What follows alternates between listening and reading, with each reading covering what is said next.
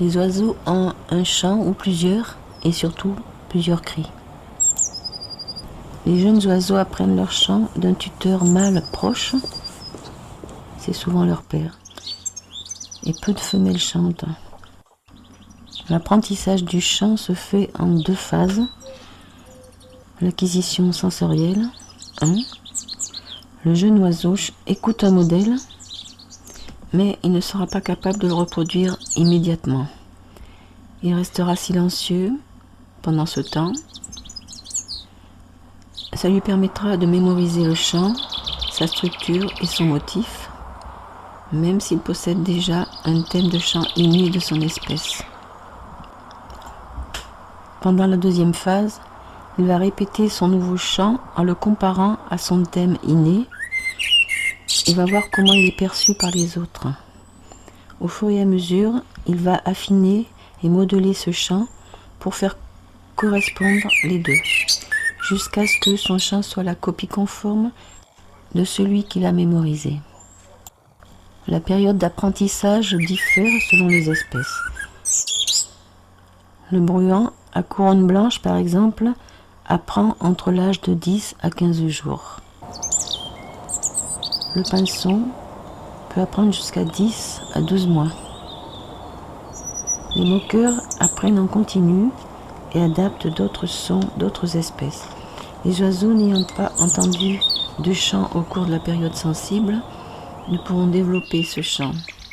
Ils chanteront quand même, mais leur chant sera moins complexe, aura moins de notes, moins de variations, et sera donc moins attirant pour les femelles. Les chants varient aussi au sein d'une même espèce selon sa localisation géographique. Certaines espèces d'oiseaux apprennent chaque année des répertoires nouveaux. Les moqueurs, des tourneaux et d'autres imitent un nombre élevé de chants et leurs imitations sont très fidèles à l'original. Pourquoi imiter les chants? Il n'y a que des hypothèses. 1. Ça rendrait les mâles plus attirants du fait de leur large répertoire. 2. Un oiseau qui imite un prédateur lui permettrait de détourner d'autres oiseaux de choses comme la nourriture en les faisant fuir, ou de faire fuir un rival face à une femelle. Les oiseaux ont des chants puissants, longs, en général complexes, faits de séries de syllabes, de notes, de phrases et de trilles, une variété infinie. Ces chants ont tendance à être saisonniers. Ils participent à annoncer un territoire et à la parade amoureuse. Les mâles parcourent leur territoire pour en montrer les limites aux autres en chantant pour éviter qu'ils s'y introduisent. Plus un oiseau a un grand territoire et plus il est capable de le défendre, plus il est attirant pour une femelle. La qualité du chant est un autre atout aussi pour séduire.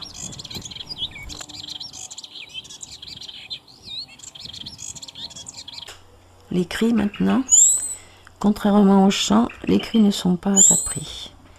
Ils sont produits autant par les femelles que par les mâles. Ils ont plusieurs fonctions. En général courts, ils sont émis tout au long de l'année.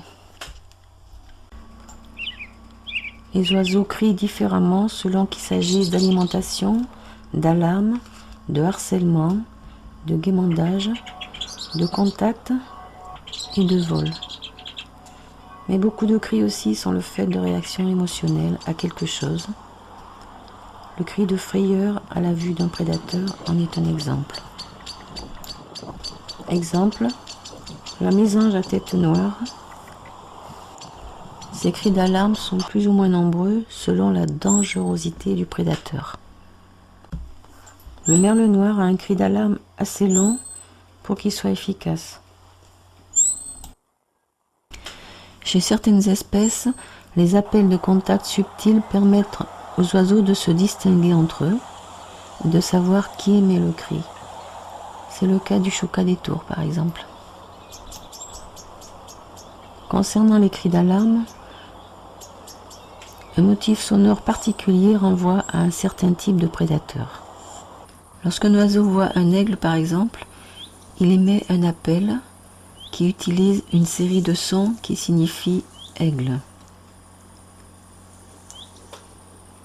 Pour les autres oiseaux, pour un chat, le cri sera différent.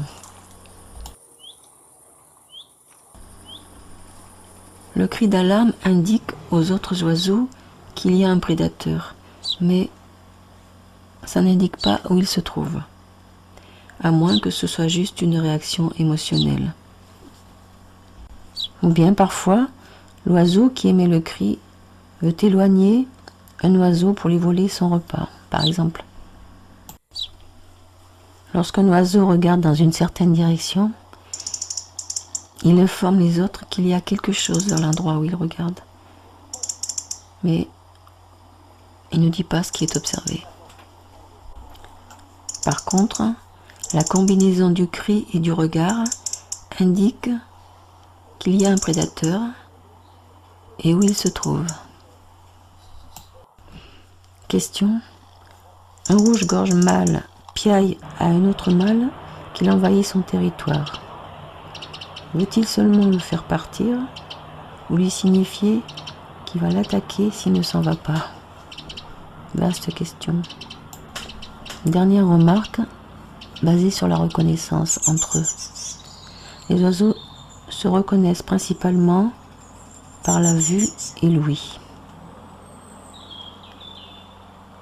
Pour la vue, ils se reconnaissent à la position des yeux, la longueur du bec, la couleur de la face, le plumage, à la façon de bouger aussi, à leur comportement et leur chant.